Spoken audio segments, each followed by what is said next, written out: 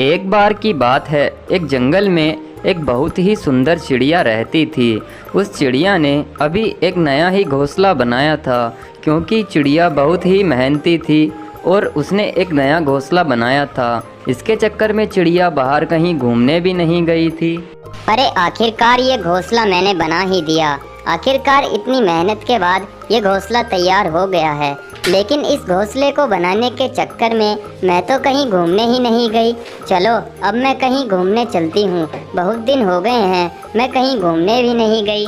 उसके बाद वो चिड़िया बाहर घूमने चली जाती है और चिड़िया चली ही जाती है। उसके जाने के बाद बारिश शुरू हो जाती है, लेकिन चिड़िया को पता नहीं था कि बारिश में मेरा घोंसला भी टूट जाएगा और पानी में बह जाएगा। फिर उसका घोंसला भी पानी में बह जाता है और चिड़िया के साथ बहुत ही ज़्यादा बुरा होता है।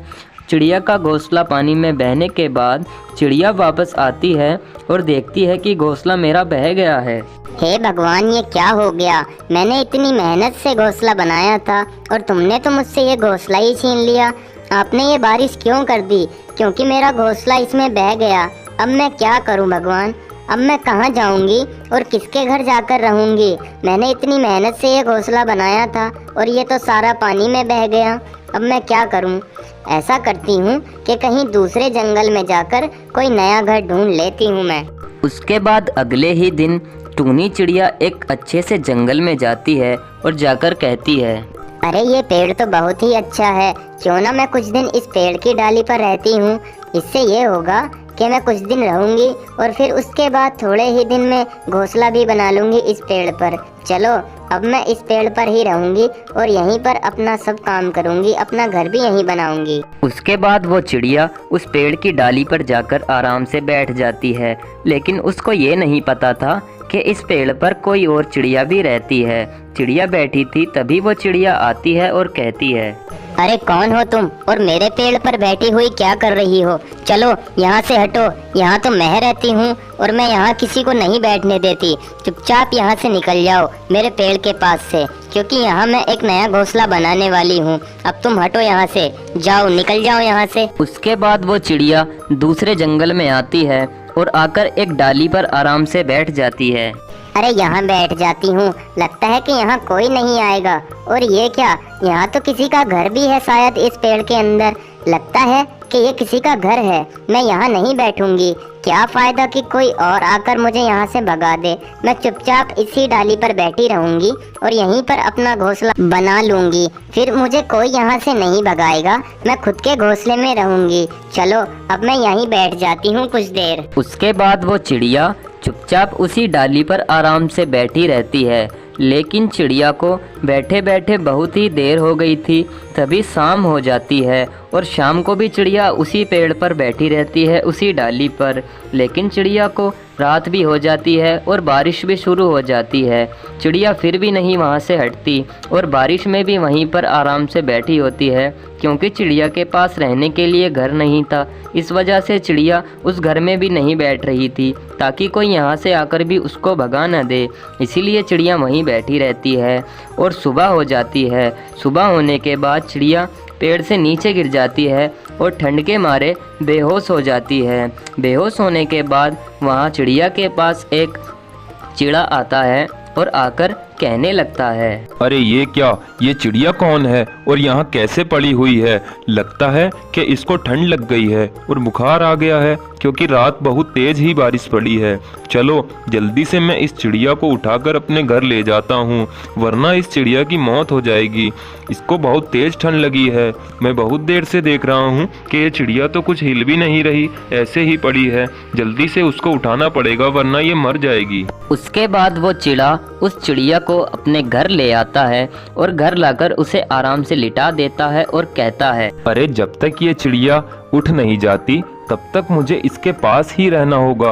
अगर मैं इसके पास से गया तो इस चिड़िया को परेशानी हो सकती है, इसकी मौत भी हो सकती है, क्योंकि इसको रात बहुत तेज ठंड लगी होगी। बारिश भी बहुत तेज हुई है रात, इसी वजह से मुझे इसके पास ही रहना होगा, वरना इस चिड़िया के साथ तो बहुत ज़्यादा बुरा हो जाएगा। बेचारी बिना किसी कसूर के मर ही जाएगी ये तो। उसके बाद वो चिड़ा उस चिड़िया के पास बैठ जाता है और उसके उठने का इंतज़ार करने लगता है। तभी थोड़ी ही देर बाद वो चिड़िया उठ जाती है। चिड़ा बहुत ज़्यादा खुश हो जाता है कि मेरी मेहनत रंग लाई, और वो चिड़िया से कहता है, अरे चिड़िया, क्या तुम ठीक हो? ठीक हो तो मुझसे बताओ। अरे हाँ, मैं ठीक हूँ, लेकिन ये बताओ मैं यहाँ आई कैसे, और तुम कौन हो? तुम मुझे यहाँ कैसे लाए हो? क्योंकि मैं तो उस पेड़ की डाली पर आराम से बैठी हुई थी, अपना बारिश से बचाव कर रही थी। उसके बाद वो चिड़ा कहता है, अरे हाँ, तुम ठीक कहती हो, तुम बारिश से ही बचाव कर रही थी, लेकिन तब तुम पेड़ पर बैठी थी। रात बहुत ही तेज बारिश पड़ी है, ये तुमको पता नहीं है शायद, और तुम बारिश में बहुत भीग गई थी, इस वजह से तुमको ठंड लगी हुई है, और तुम बेहोश पड़ी हुई मिली थी मुझे। मैंने सोचा कि चलो इसको घर ले चलता हूँ। अरे ये बात है क्या? मैं नीचे गिर गई थी क्या? मुझको नहीं पता, लेकिन फिलहाल मुझे बहुत तेज ठंड लग रही है, और मेरी मजबूरी थी कि मैं उस डाली पर बैठी थी, क्योंकि मेरा जो मैंने घोंसला बनाया था वो बारिश में बह गया है, वो दूसरे जंगल में था, इसीलिए मैं यहाँ इस जंगल में आ गई थी। और मैं एक जंगल में और गई थी, वहाँ पर मैं बैठी थी, एक चिड़िया ने मुझे वहाँ से उठा दिया, इस वजह से मैं यहाँ आई थी। चलो कोई बात नहीं, तुम अब घबराओ मत, तुम्हें घबराने की कोई ज़रूरत नहीं है, क्योंकि मैं तुमको घर दिलवाऊंगा। हमारे जो महाराज हैं उनकी आदत बहुत ही ज़्यादा अच्छी है। मैं उनसे कहकर देखता हूँ कि एक चिड़िया मेरे पास है, उसको बेचारी को बहुत ज़्यादा ठंड लगी हुई है महाराज, उसके लिए एक घर का इंतज़ाम करें। वे ज़रूर तुम्हारे लिए किसी न किसी घर का इंतज़ाम कर ही देंगे। चलो अब तुम आराम कर लो, क्योंकि तुमको बहुत ज़्यादा ठंड लगी हुई है। मैं कल सुबह जाकर महाराज से ये बात कह दूंगा। उसके बाद वो चिड़ा अगले दिन महाराज के दरबार में पहुंच जाता है और जाकर महाराज से कहने लगता है, प्रणाम महाराज, मैं आया हूँ किसी मजबूरी के कारण, क्योंकि कल जब मैं जंगल में सुबह सुबह घूमने गया था तो वहाँ पर मुझको एक चिड़िया, बहुत सुंदर चिड़िया है, वो मुझको बेहोश पड़ी हुई मिली है। उस बेचारी के पास घर नहीं है, वो भटकती फिर रही है, इसलिए मैं आपके पास आया हूँ। कृपया आप उसको एक घर प्रदान करें। मैंने यही सोचा था कि हमारे महाराज बहुत ज़्यादा अच्छे हैं और तुम्हें एक न एक घर ज़रूर दे देंगे, इसीलिए महाराज मैं आपके पास आया हूँ। मेरी मजबूरी को समझिए महाराज। अरे भाई, ये तो तुमने बहुत बड़ी गलती की, क्योंकि तुम बहुत लेट हो चुके हो। कल मैंने एक पक्षी को एक नया घर दे दिया है। पूरे जंगल में अब मेरे पास कोई भी घर खाली नहीं बचा है। 2-4 दिन तो तुम्हें इंतज़ार करना पड़ेगा। इतना तुम उस चिड़िया को अपने घर में रख लो, क्योंकि 2-4 दिन बाद हम चिड़िया के लिए एक अच्छा सा घर बनवा देंगे। एक पक्षी को हमने घर दे दिया है, इसलिए हम तुमसे कह रहे हैं, इतना तुम उस चिड़िया को अपने घर में रख लो। हमारी बात समझने की कोशिश करो। ठीक है महाराज, जैसी आपकी आज्ञा, मैं तो आपका हुक्म मान लूँगा। और मैं भी यही सोच रहा था कि मैं उसको कुछ दिन अपने घर में रख लेता हूँ। आपने तो कह ही दिया, अब आपकी बात थोड़ी ना टाल दूंगा मैं। जैसा आप कहते हैं मैं वैसा ही करता हूँ। मैं उस चिड़िया को कुछ दिन अपने घर रख लूँगा। ठीक है महाराज, आपकी आज्ञा सराखों पर। अब मैं चलता हूँ महाराज, मुझको देर हो रही है, क्योंकि वो चिड़िया बहुत ज़्यादा बीमार है।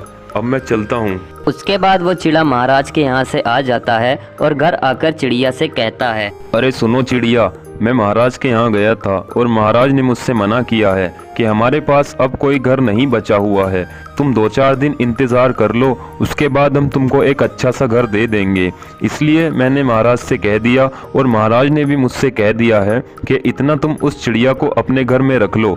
2-4 दिन बाद हम उसको नया घर दे देंगे, उसके बाद वो चिड़िया उस नए वाले घर में रह लेगी। लेकिन फिलहाल तुम उस चिड़िया को अपने घर में रख सकते हो, ठीक है ना? अरे आपका बहुत बहुत धन्यवाद कि आपने मेरी मदद की। इस जमाने में तो कोई किसी की मदद करता नहीं है। मैं आपका ये उपकार पूरी जिंदगी में कभी नहीं भूलूंगी, और आपके जैसे तो दुनिया में बहुत ही कम मिलते हैं। उसके बाद वो चिड़िया उस पक्षी के साथ उसके घर में आराम से रहने लगती है।